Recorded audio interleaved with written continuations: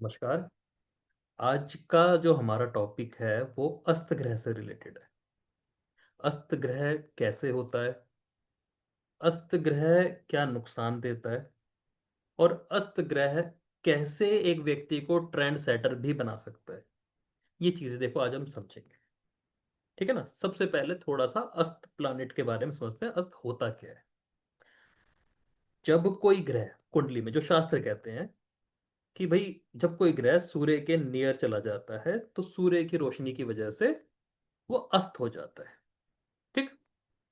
और ये भी एक बात मानी गई कि वो ग्रह कमजोर हो गया। बट ये चीज असलियत में नहीं होती। कंबस्ट ग्रह, अस्त को कंबस्ट बोलते हैं, अपनी शक्ति नहीं खोता, बट अपनी ना मैच्योरिटी, परिपक्वता, विवेक या दिशा का ज्ञान कि मेरे को किस डायरेक्शन में चलना है। उदाहरण के लिए आप ऐसे समझिए कि सूर्य की तेज रोशनी में किसी दूसरे ग्रह की रोशनी आ गई। अब सूर्य की ग्रेविटी, द्रव्यमान इतना ज्यादा है कि बाकी दूसरा ग्रह बच्चा सा फील होता है। ठीक है ना? तो उसमें तो वो पूरी तरह अंधा हो गया। तो उसे ये भी बोध नहीं रहा कि उसे जाना किस तरफ था, क्योंकि अब चुंधिया गया है। लेकिन इसका मतलब ये नहीं है कि वो अभी एनर्जी नहीं लेके चल रहा, बस वो एक खो गया। ठीक है। अब सूर्य के पास ही अस्त क्यों माना गया? देखिए, कुंडली में ना सूर्य राजा माना गया। और राजा के पास आने का मतलब है कि राजा की तरह ही अब आपको चलना पड़ेगा। ठीक है।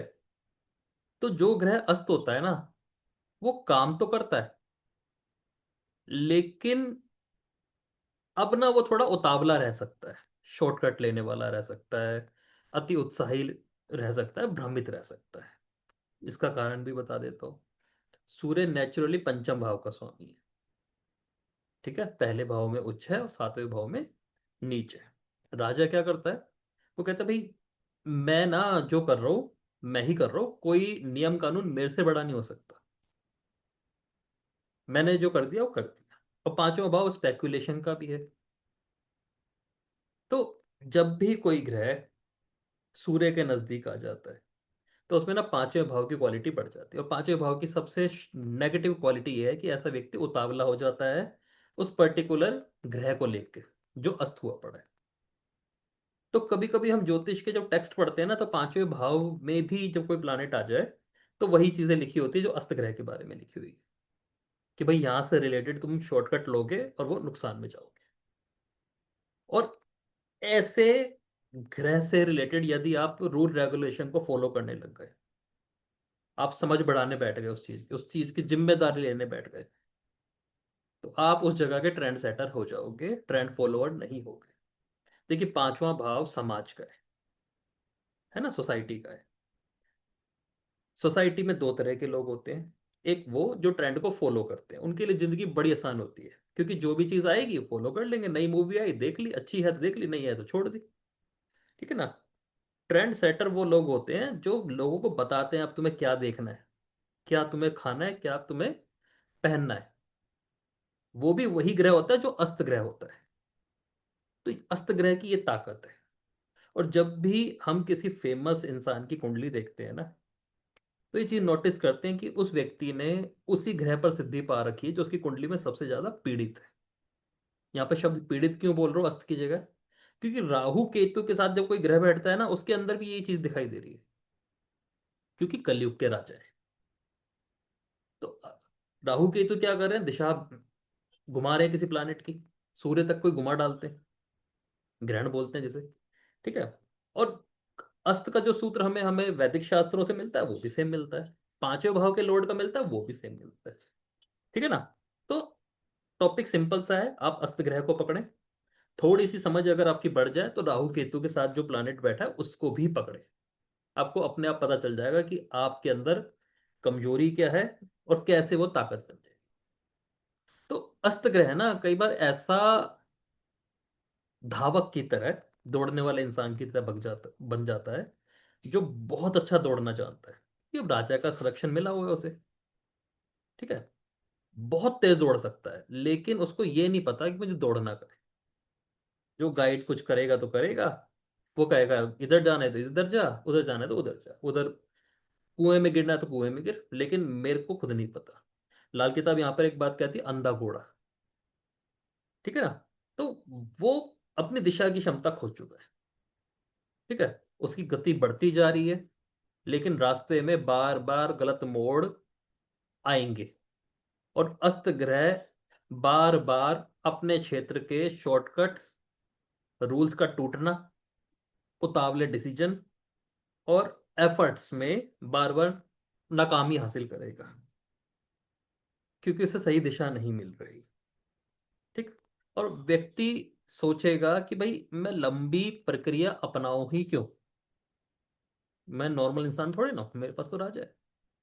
तो जल्दी वाले मार्ग से मुझे जाना चाहिए, मेरा काम बन जाएगा। लेकिन जीवन ऐसे नहीं चल रहा। जीवन ये समझाने में देर नहीं लगाता कि जहां हम शॉर्टकट चुन रहे हैं ना, वहां सबसे बड़े भ्रम और हानि बैठी है।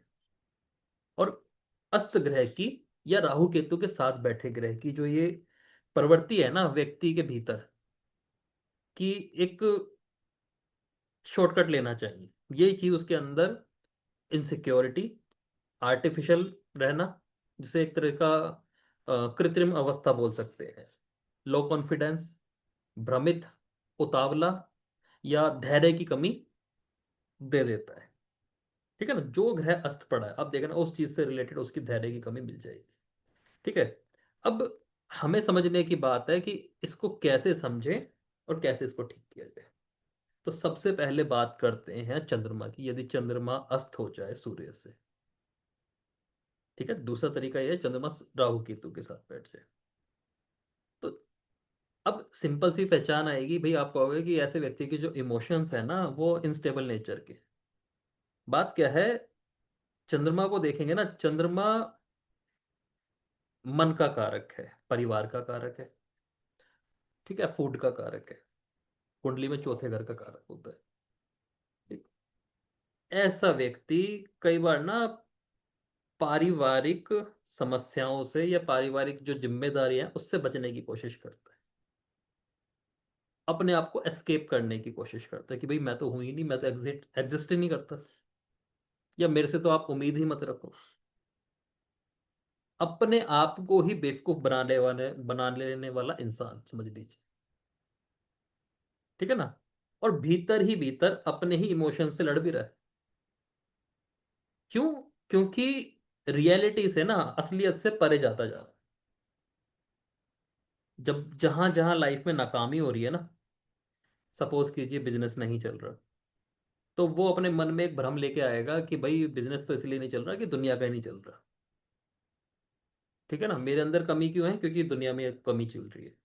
तो अपने आप को ना अजीब अजीब से अंधविश्वास समझ लीजिए, इनसे ढकता रहेगा। ठीक है ना? चौथा भाव कुंडली का जनता होता है, और चंद्रमा का कारक है, 10वां भाव राजा है। तो जो सोशल होने में उसको दिक्कत आने लगेगी, वो ऐसे लोगों से सोशल होएगा जहां उसको मानसिक कंफर्ट मिले। यानी सीधी सीधी बात है, असलियत से दूर भाग रहे हैं।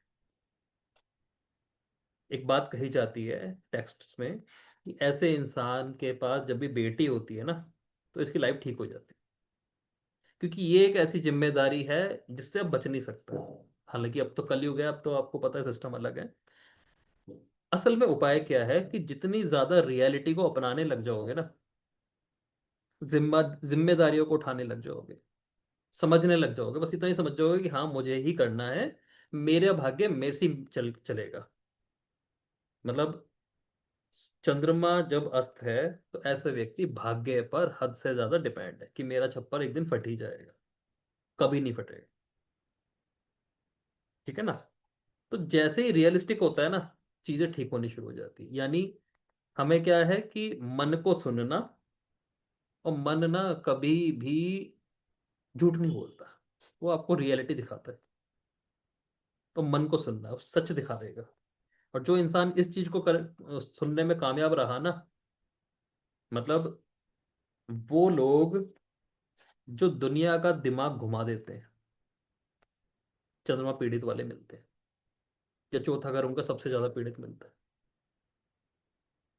क्यों? क्योंकि जो लड़ाई मानसिक स्तर पर थी ना, जिससे लड़ाई थी वो मन से थी। मन पता नहीं किस दिशा में जा रहा था, और मन भाग भी रहा था, लेकिन किस दिशा में जा रहा था मालूम नहीं था। अब उस मन को कंट्रोल कर दिया। तो ऐसा व्यक्ति मन का राजा। और जो मन का राजा है वो दुनिया को झुका देगा। तो बड़े बड़े लोग आपको ऐसे ही मिलेंगे जिनका चंद्रमा पीड़ित है, और बहुत बड़ी संख्या में क्राउड उनको लाइक करता है। क्यों? जनता चंद्रमा के साथ चल रही है। ठीक है ना? तो अब अगर आप किसी बड़े एक्टर का चार्ट देखते हो, चंद्रमा कहीं ना कहीं कंबस्ट मिल सकता है आपको, या चौथे भाव में कोई कंबस्ट प्लैनेट बैठा हो। तो रियलिटी को समझ पा रहा है वो, अपनी बचपन की समस्याओं को एक्सेप्ट करके आगे बढ़ रहा है, उसका बहाना बना के पीछे नहीं हट रहा। तो ये चंद्रमा अस्त में देखी जाती है। अब बात करते हैं मंगल यदि अस्त हो जाए तो। मंगल सूर्य के साथ आ जाए, और कभी कभी ये चीज मैंने नोटिस करी है, केतु और राहु के साथ भी ये चीज मिलती है। तो व्यक्ति के अंदर गुस्सा बहुत है। ठीक। और बिना सोचे समझे किए गए कार्य बहुत सारे मिलेंगे इस व्यक्ति के। लेकिन क्या है, एनर्जी बहुत ज्यादा है। उसको लगता है कि भाई मैं ना 2 घंटा 3 घंटा जिम जाता हूँ, और ये बहुत बड़ा काम है, बहुत पहाड़ तोड़ने जैसा काम है। लेकिन उसके अंदर अनुशासन की बहुत बड़ी कमी है। काम धंधे पर अनुशासन उसका बिल्कुल नहीं है। ठीक है ना? और जहां उसे जिम्मेदारी उठानी चाहिए, वहां भी वो भाग रहा है। मंगल देखोगे दशम भाव में उच्च का है। मंगल मेष राशि का कारक है कि मैं हूं कौन। मैं कौन हूं? मैं गुस्सा हूं। मैं कौन हूं? मैं स्पोर्ट्स एथलेटिक बॉडी हूं, मैं बहुत अच्छी बॉडी हूं, मैं ये। तो अपने आप को छुपा रहा है। तो उसके अंदर ना साहस, रियलिटी को एक्सेप्ट करने का कम है। कहीं रियलिटी वो एक्सेप्ट ही नहीं करना चाह रहा। और कभी कभी उसको प्रोफेशनली स्टेबल होने में दिक्कत आएगी। 10th हाउस की बात आ गई ना। तो दिक्कत क्या है? ढीठ है। एक ही बारी में इंटेंस एनर्जी लगा सकता है, एक ही काम में बहुत तेज एनर्जी लगा देगा। लेकिन प्रॉब्लम क्या आएगी कि वही एनर्जी कंटिन्यूटी में नहीं लगेगी। आप उसको कहो मौन व्रत रख लीजिए, 24 घंटे मौन व्रत रख देगा। लेकिन 24 दिन 1 1 घंटा मौन व्रत उसके लिए इम्पॉसिबल है। इन लोगों की प्रॉब्लम क्या है कि ऊर्जा है, बहुत ज्यादा है। एक ही बारी में बहुत जगह लग जाएगी, और एक ही बारी में एक ही जगह कंटिन्यूटी पे नहीं लगेगी। मतलब ये ना कहेंगे कि बड़े जल्दी बोर हो जाएंगे और बस्ट हो जाएंगे, गुस्सा ऐसे दिखाएंगे। क्योंकि गुस्सा इनके एस्केप करने का, बचने का, कायरता का सबसे बड़ा हथियार है। मंगल अस्त वालों का। और यही लोग जब एक ही एनर्जी को लगातार झुककर शांति से, क्योंकि सूर्य के साथ है, राजा के साथ तो वैसे भी सैनिक या समझ लीजिए सेनापति आया ही है। तो बस चुपचाप अपनी एनर्जी को यूज करते रहें, डिसिप्लिन में आ जाएं, इनकी चीजें अपने आप ही बेटर हो जाती। तो इस चीज को इन्हें समझने की बहुत ज्यादा जरूरत हो जाती है। ठीक है ना? अनुशासन इनकी लाइफ का बहुत जरूरी पार्ट है। ठीक।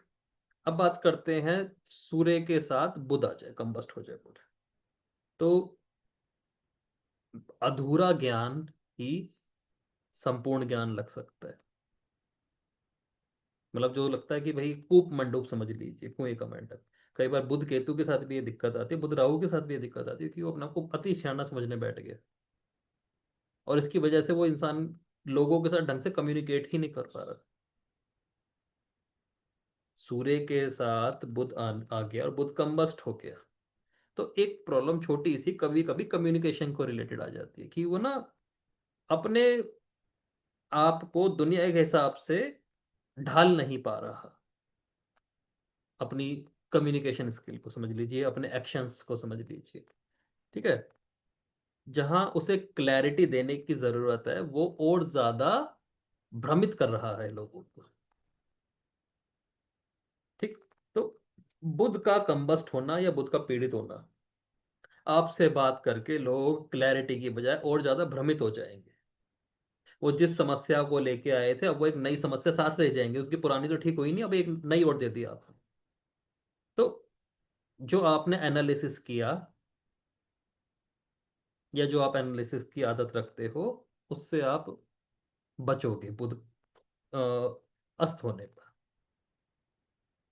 सब्जेक्ट की क्लैरिटी, सब्जेक्ट को लिख कर उसको एक्सप्लेन करना, और ढंग से एनालिसिस करना, टाइम लगाकर एनालिसिस करना, उससे आप बिल्कुल पूरी तरह परहेज करोगे।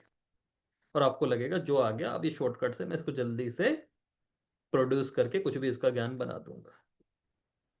और बुद्ध की चीजें ऐसी होती हैं जो बहुत आसानी से पकड़ी जाती हैं।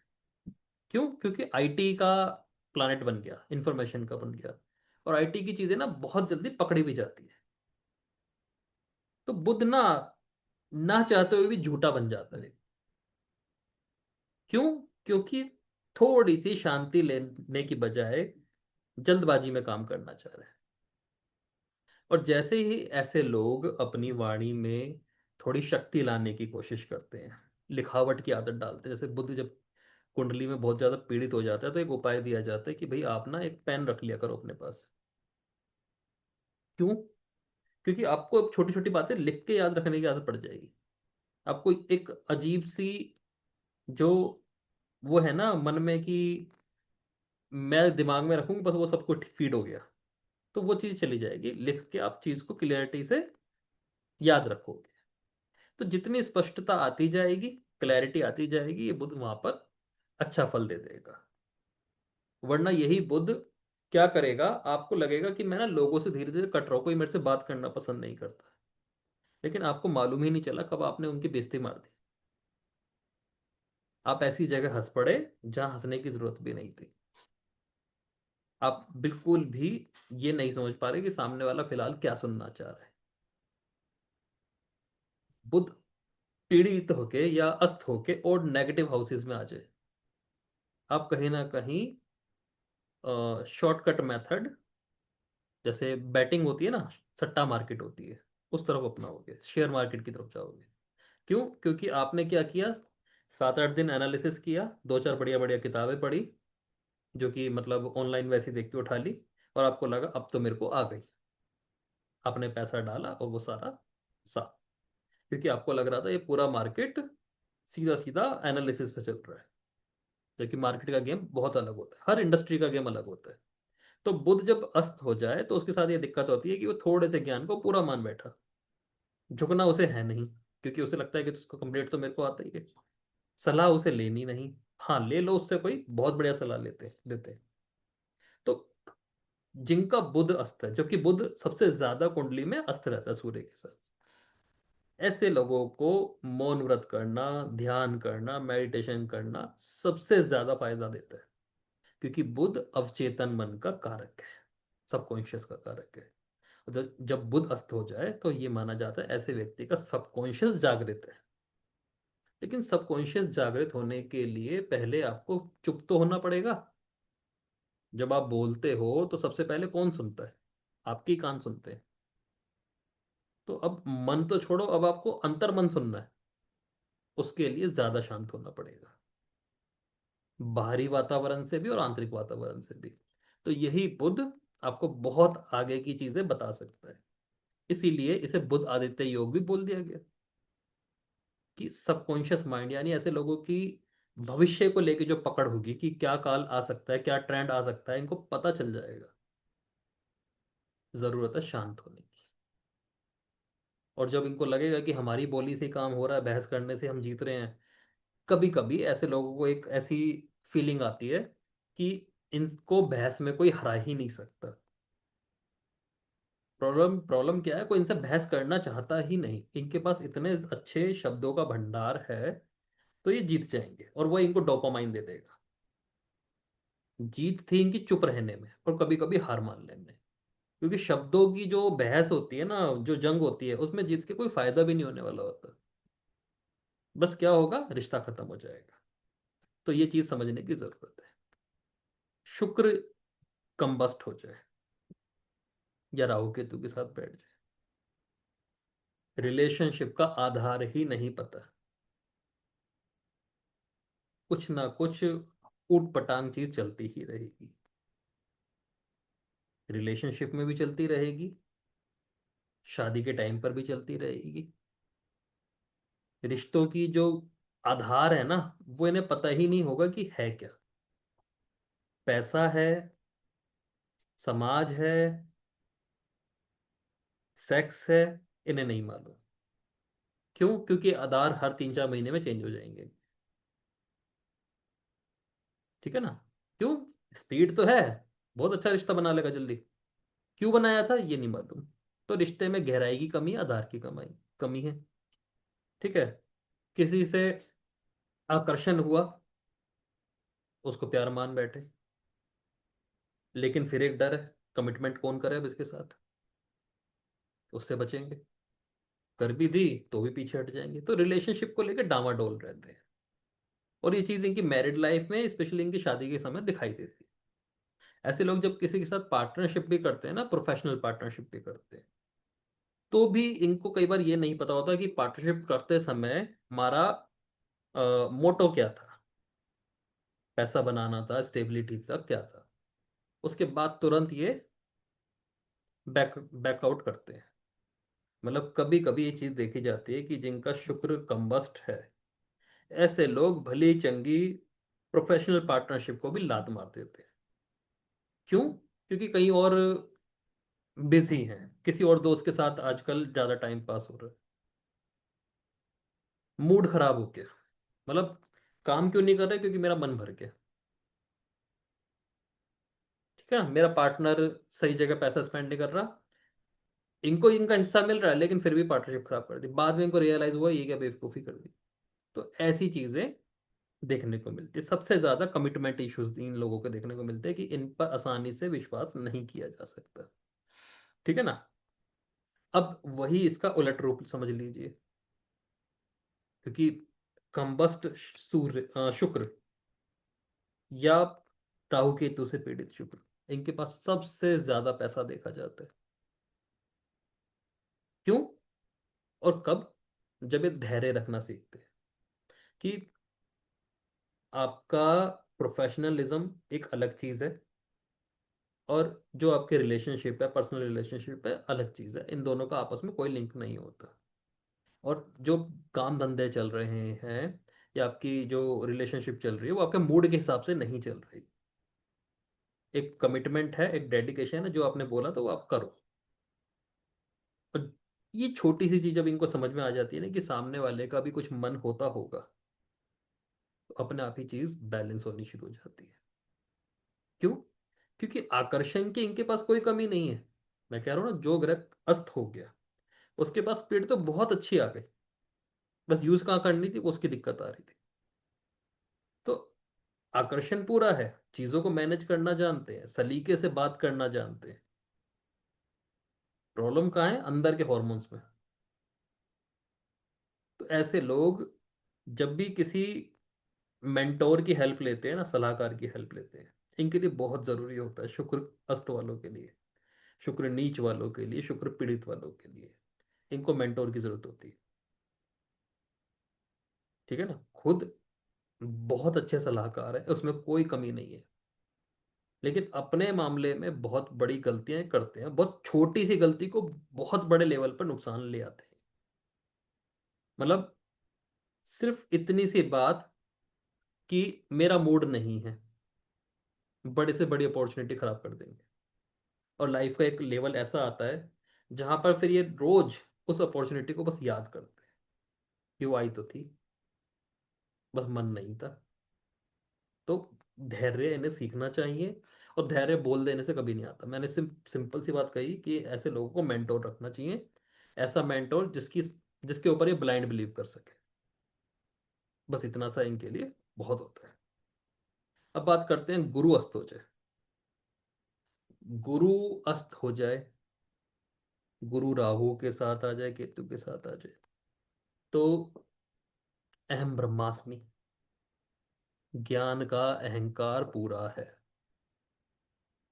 और वो हो भी सकता है क्योंकि इनके पास ज्ञान पूरा है, ज्ञान में कोई कमी नहीं। लेकिन अब इस ज्ञान से जब धन कमाने की बात आएगी तो वहां पर शॉर्टकट देखने को मिलेगा।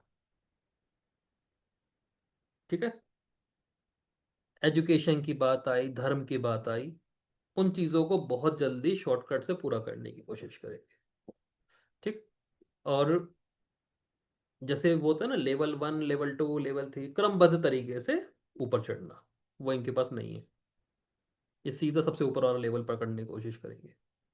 और सबसे ऊपर वाला लेवल कई बार बहुत डरावना होता है, या डरावना समझ लीजिए, उसके अपने रूल्स एंड रेगुलेशंस होते हैं। जैसे अष्टांग योग सूत्र में अंतिम लेवल जो होता है वो समाधि होता है। अब सीधा ही कोई व्यक्ति समाधि की तरफ चला जाए, जिसको यम नियम प्राणायाम ध्यान धारणा कुछ नहीं मालूम, सीधा समाधि में चला जाए, वो मर ही जाए, कोमा में चला जाएगा या मर ही जाएगा। तो गुरु जब अस्त होता है ना, उसके साथ कई बार ये दिक्कत आती है, सीधा वो अंतिम चरण पकड़ने की कोशिश करता है। वो कहता है लेवल 1 लेवल 2 मेरे लिए बने ही नहीं थे, मेरे को सीधा एडवांस कोर्स में दाखिला दिला दो, मेरे को सीधा मार्केट के बीचों बीच दुकान दिला दो, मैं चला लूंगा, क्योंकि मैंने देख लिया सब चला रहे हैं। कोई एक्सपीरियंस लेने का इसका मन नहीं करेगा। और जब भी गुरु अस्त हो जाए ना, तो एक्सपीरियंस बहुत जरूरी चीज हो जाती है। क्योंकि अब आपको सत्य का मार्ग समझना जरूरी है। जरूरी नहीं है कि जिसके दुकान पर सबसे ज्यादा ग्राहक दिख रहे हो वो सबसे ज्यादा पैसा कमा रहा है। हो सकता है कोई पूरे दिन में एक ही बिलिंग करता हो, लेकिन वो बिलिंग ही सबसे ज्यादा चल रही, बहुत बड़ी बिलिंग है। तो इन्हें सत्य समझना पड़ता है, और सत्य जानने में ये इंटरेस्ट नहीं रख रहे, वो इनके फेल होने का तरीका है। कई बार गुरु बकरी में भी ये चीज देखते हैं ना, व्यक्ति के अंदर अहंकार ही इतना आ जाता है अपने ज्ञान का, वो अपने सामने किसी को नहीं टिकने देता, और झुकना तो बहुत दूर की बात है। तो जितना ज्यादा ये व्यक्ति झुकना सीख जाएगा, विनय, कर्मबद्ध तरीके से चलना सीख जाएगा, चीजें ठीक होने लगेंगी। तो ऐसे लोगों को नियम में आना जरूरी होता है। ठीक है ना। और सबसे जरूरी होता है कि अपने आपको आपको जो चीज पता है उसका ईगो थोड़ा सा छोड़ दीजिए। तो गुरु अस्त है, आपके पास ज्ञान का भंडार है, और आपको नया ज्ञान हासिल करने में भी टाइम नहीं लगता, जितना दूसरे को समझने में चीज को टाइम लगता है ना, इतने में तो आप सीख साख के आगे बढ़ जाते हो। लेकिन इसे भगवान का आशीर्वाद समझो। क्यों? क्योंकि आपने सिर्फ सीखा है, एक्सपीरियंस जब सामने आएगा ना, तब आपको पीछे हटना ही पड़ेगा।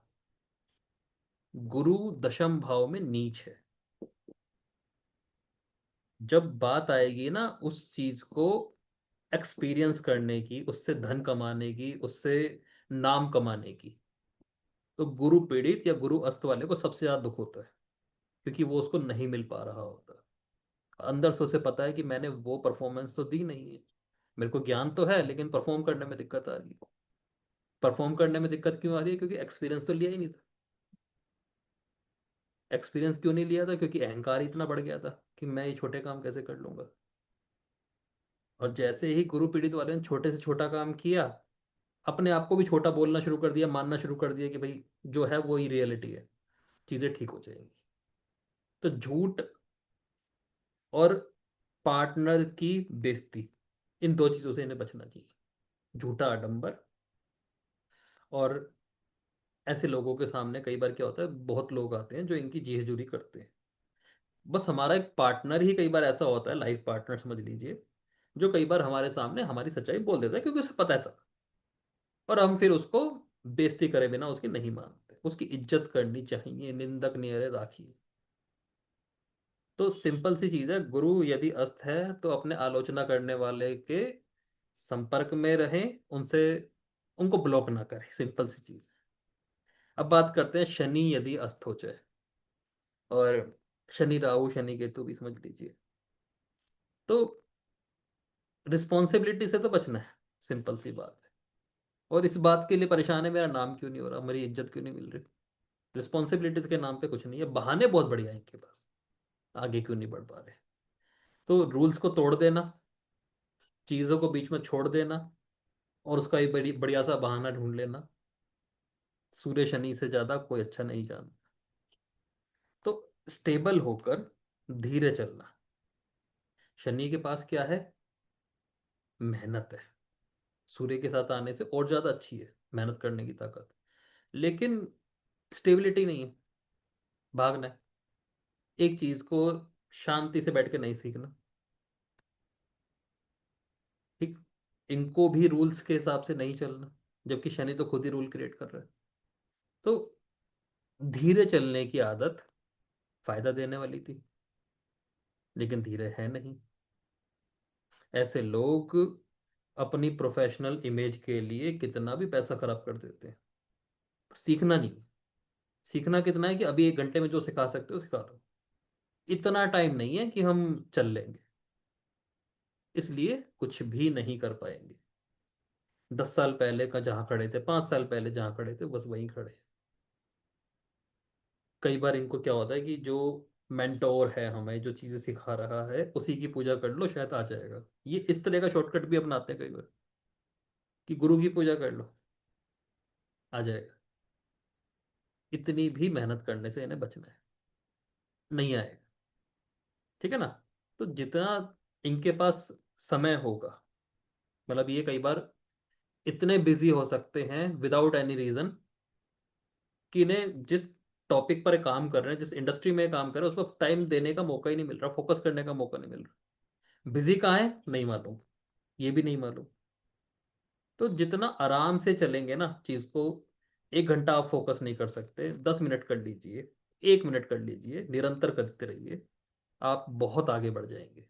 क्योंकि ये एक ऐसा योग है जो प्रोफेशन में बहुत ज्यादा नाम देने की ताकत रखता है, लेकिन लॉन्ग टर्म तरीके से देगा, शॉर्ट टर्म तरीके से नहीं देगा। ऐसे लोगों को लग सकता है मार्केटिंग ही सब कुछ है, और इनकी बड़ी बदनामी हो जाती है उसमें। तो उस चीज से इन्हें बचना चाहिए।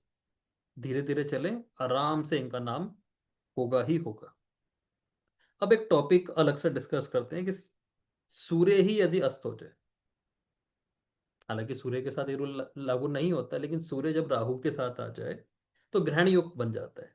तो एक तरह से आप देखेंगे तो अस्त जैसा ही है। सूर्य केतु के साथ आ जाए तो भी ये योग माना जाता है। तो यहां पर या तो सूर्य की प्रॉपर्टी खराब हो रही है, या राहु की प्रॉपर्टी खराब हो रही है, या दोनों की प्रॉपर्टी खराब हो रही है। तो ऐसा जब योग बन जाए ना, तो राहु अस्त तो हो नहीं सकता, छाया है। सूर्य के पास आते ही भ्रम बढ़ जाएगा। ठीक। जैसे 5वें भाव के राहु में कहा गया कि भाई तुम वास्तविकता से बहुत दूर हो, सॉलिड हाथी रख लो। अब लाल किताब वालों ने क्या कहा, सॉलिड हाथी पहल दिया सबके। अरे उसको कहना था भाई ग्राउंडेड होके चलना है तुम्हें, हवा में दिन दहाड़े ख्याल नहीं देखने। तो उसका भ्रम बहुत ज्यादा बढ़ जाएगा। तो अतिशयोक्ति अलंकार का प्रयोग करना हर चीज में, अव्यवस्थित रहना, सिस्टम क्या क्या से चलाना है कुछ नहीं मालूम, मतलब ही नहीं। ठीक है। और ऐसी ऐसी डिजायर है, ऐसी ऐसी लोगों से अपेक्षाएं हैं कि भैया एक काम कर मेरी हेल्प कर दे अपना घर बेच के। ये है सूर्य राहु। मतलब ऐसी ऐसी एक्सपेक्टेशन है कि तुम मत खाओ मेरे को दे दो, जब नेगेटिव हो जाए। ठीक है। और सफलता के नाम पर इनके पास क्या है, शॉर्टकट। कि भाई कल परसों मेरी लॉटरी लगने वाली है, मेरी वहां प्रॉपर्टी पड़ी थी वो बिकने वाली है, आएगा ही आएगा पैसा। और इस वजह से लाइफ का जो बहुमूल्य समय है ना वो भी खराब कर रहे हैं। क्योंकि इन्होंने कहीं ना कहीं अपने मन को भी समझा लिया कि लॉटरी तो लगेगी, जो कि नहीं लगने वाली। और जैसे ही इनके पास कोई ऐसा इंसान बैठ जाए ना जो इनको सच बोल दे, तिल मिला जाएंगे। अगर इनसे क्लैरिटी से बात कर ले, अगर इनसे हिसाब लेने बैठ जाए, इनके पास नहीं है कुछ भी। ठीक है ना? और यही चीज का उपाय है कि या तो आप ना ही बोलिए, ज्यादा बढ़िया है। थोड़ा सा सच बोलना सीख जाइए, ग्राउंडेड होना सीख जाइए। ठीक है ना? और अपनी बात को क्लैरिटी पे रखना सीख जाइए। अगर इतना भी रख लिया ना, तो ये बहुत बड़े लेवल पर योग आपको ले जाएगा। क्योंकि दोनों राजा हैं कलयुग के हिसाब से। सूर्य तो राजा है ही, लेकिन राहु का बोलबाला है, तो राजनीति में बहुत ऊपर ले जाएगा। राजनीति का मतलब ये मत समझिए कि सरकारी तंत्र में लेके, लेकिन जिस भी इंडस्ट्री में आप है ना, उस पर राज कर जाएंगे। लेकिन क्लैरिटी से अपनी बात तो रखें ना कि आपको एक 10,000 रुपए की जरूरत है, 8,000 यहाँ लगेंगे, 500 वहां लगेंगे, 1,500 यहाँ लगेंगे। इनको ये भी नहीं पता होता कि इनको कितने की जरूरत है। अगर इसी चीज को ये समझने लग जाए ना, तो भी चीजें ठीक होनी शुरू हो जाती। कई बार ये हिसाब भी ढंग से नहीं रख पाते, तो बहुत बुनियादी चीजें रखकर भी, काम कर कर भी ये ठीक हो जाता है। सूर्य केतु, तो राहु के पास भ्रम था और केतु के पास क्या थी, डिटैचमेंट। एक ऐसा व्यक्ति जो जिसका काम करने का मन नहीं है, वो कह रहा है कि मेरे को ना भगवान के मंदिर जाना पसंद है, अध्यात्म बहुत ज्यादा पसंद आएगा। एस्केप कर रहा है, बचा रहा है अपने आप को डिटैचमेंट दिखा के। ठीक है ना। मैरिज संभालने की ताकत ही नहीं है उसके अंदर, इसलिए वो कह रहा है मुझे शादी करने में इंटरेस्ट नहीं है। अंदर से वो डरा हुआ है। तो अत्यधिक त्याग और पलायन की प्रकृति, कि मेरा ना घर में रहने कोई मन नहीं है, मैं तो किसी हिल स्टेशन पर या छोटी मोटी जगह पे रहना चाहता हूँ। क्यों? क्योंकि उसके अंदर हिम्मत ही नहीं रही कि घर को चलाया कैसे जाएगा, दुनियादारी से डर गया। तो त्यागी बन के दिखा रहा है, अंदर से कायरता बढ़ रही। ठीक है ना। तो केतु भी कंबस्ट नहीं होता, लेकिन सूर्य के समीप जाते ही जीवन से हटना, उदासीन होना, संबंध और जो जिम्मेदारियां हैं उनसे दूर भागने की आदत पड़ जाएगी, चोला पहना देगा इसको अध्यात्म का। तो व्यक्ति डिटैचमेंट को साधना समझ लेता है। सबसे ज्यादा जो बेवकूफी देखने को मिलती है ना स्पिरिचुअलिटी के नाम पर, लोगों को लगता है चीजें छोड़ते जाओ, साधना बढ़ जाएगी। उनका सही यूज नहीं करना आ रहा, लेकिन उसे छोड़ने से साधना बढ़ जाएगी। तो जीवन में इधर उधर भागते ही रहते हैं, पलायन होता ही रहेगा। ठीक। जितना ज्यादा जमीन से जुड़ाव होगा, जिम्मेदारियों को समझेगा, कमिटमेंट समझना सीख जा, बस कमिटमेंट करना सीख जा सही से। ये बहुत बढ़िया योग है, क्योंकि यही योग केतु को श्रेष्ठ बना देगा। ठीक है ना। जो सच्ची का आध्यात्मिक इंसान है ना, वो बना देगा। और आध्यात्मिक होने का मतलब गरीबी नहीं है, आध्यात्मिक कई बार बहुत अमीर भी बना सकती है। तो संतुलन चाहिए यहाँ पर, मेटेरियलिज्म और स्पिरिचुअलिज्म में।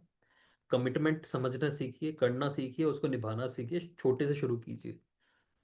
और जमीन से जुड़ाव रखिए। जमीन से जुड़ाव का मतलब ये है कि भाई इतने रुपए चाहिए होते हैं घर चलाने के लिए, ऐसे ऐसे चलता है, ये रिलेशनशिप है, ऐसे दुनियादारी चलती है। दुनियादारी जितने समझ जाएंगे, अपने आप चीजें ठीक होने जाती है।